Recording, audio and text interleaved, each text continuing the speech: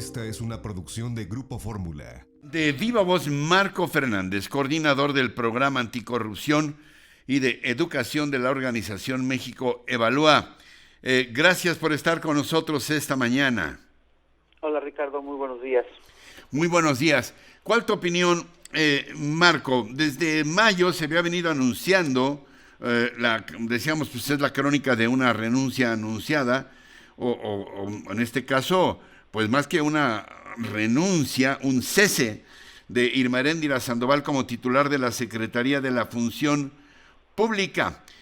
Tuvieron que pasar las elecciones del 6 de junio. En fin, ¿cómo ves tú todo este affair en torno a quien fuera secretaria de la Función Pública, Irma Eréndira Sandoval, maestro? Mira, pues el día de ayer, como bien dices, el presidente anunció que le pidió la renuncia a Irma Eréndira Sandoval.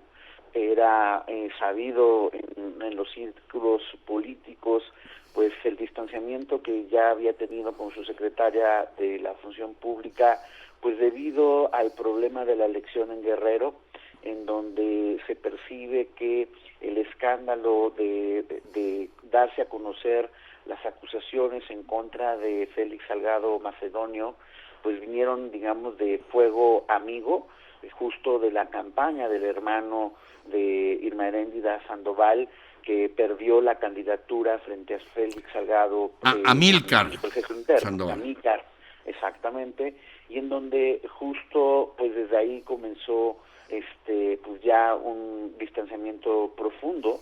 De hecho, pues es muy significativo el día de ayer cuando se le solicita se anuncia el cambio en la Secretaría de la Función Pública, pues el lenguaje corporal habla mucho y pues basta ver el video en el que se hace el anuncio desde Palacio Nacional, pues para ver si pues un sentimiento frío y hasta de desprecio por parte del presidente hacia Irma Eréndira Sandoval. Sí.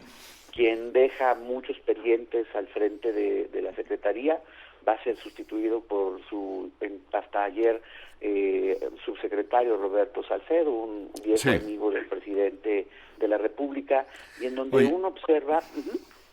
Sí, te escucho, perdón. Sí, y en donde uno observa, por ejemplo, dentro de los múltiples pendientes, por un lado, lejos de lo que dijo ayer en su salida de que se había profundizado el combate a la corrupción, pues creo que hay múltiples señales que apuntan a lo contrario.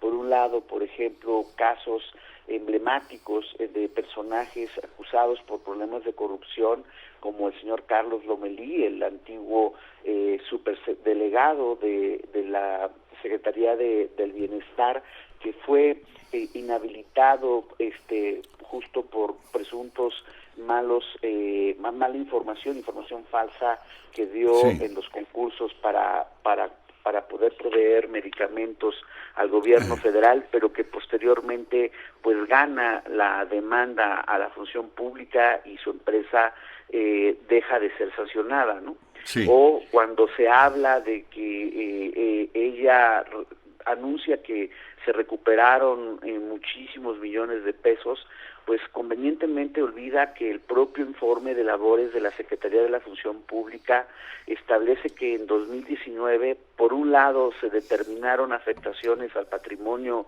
por 544.800 millones de pesos, Ricardo, pero solo se han recuperado 1.041 millones de pesos, es decir, menos del 0.2%. Digo, entonces... Sí, son algunos ejemplos pues que te evidencian que esto de que avanzó el combate a la corrupción pues es cuestionable.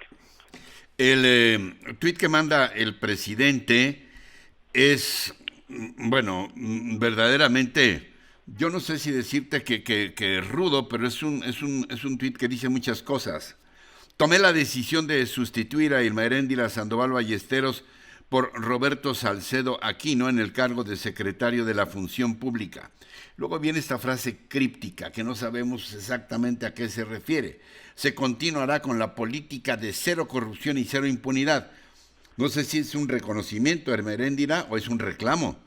Nunca le fallaremos al pueblo, dice el presidente López Obrador en este lacónico mensaje. Y luego lo que tú bien apuntabas, Marco, este lenguaje corporal del presidente en Palacio Nacional con escritorio de por medio con ambos personajes, lo dramático que es la lectura de Irma Heréndira Sandoval, de sus propios méritos, el rostro impasible y erático del presidente, escuchándola, haciéndole un último favor.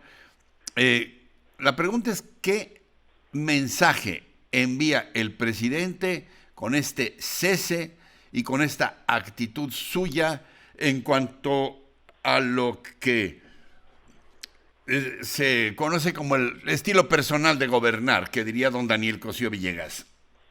Mira, a mí me parece que el mensaje es muy claro, de que la indisciplina, la rebelión interna no se va a permitir, no se va a tolerar, ¿no? Y en ese sentido, incluso cuando Irma Heréndira Sandoval trata de pues vender sus logros, dice una frase que también es muy llamativa, porque le dice al presidente que ella siempre estará del lado correcto de la historia, ¿no? Y pues esa frase, pues no sé si es decirle, bueno, yo voy a mantenerme fiel con usted, pero no me arrepiento de haber dado a conocer el material de las acusaciones contra Félix Salgado Macedonio. Es evidente que cuando está enumerando desde su perspectiva sus logros, pues se endurece el rostro presidencial. Y pues es que la verdad, cuando uno va observando los múltiples pendientes, pues sí son preocupantes. Por ejemplo, pues el gobierno dijo que, o prometió el señor presidente, que se iba no iban a ser como los demás, iban a contratar los servicios y las obras públicas de manera distinta. Pero al inicio del sexenio, por ejemplo, solo para que lo veamos en perspectiva, en 2018, 36.1% de los contratos se adjudicaron de manera directa. Sí. Pero ya el año pasado fueron 42.2%. Y peor aún, se recurrió a una figura opaca que se denomina otras contrataciones, y nuevamente la comparación es incómoda, porque en un sexenio como el de Peña Nieto con corrupción, esa figura solo representó 200 millones de pesos, pero el actual gobierno lleva con esa figura contratado 75,000 millones de pesos. Alguien se está beneficiando, habría que seguir la ruta del dinero. Pues es que justo quien tenía que averiguar, transparentar y ver que esos recursos se ejerzan de manera adecuada, pues es la Secretaría de la Función Pública, que no ha hecho, por ejemplo, públicas, valga la redundancia, las auditorías que tiene que realizar de manera interna en el gobierno.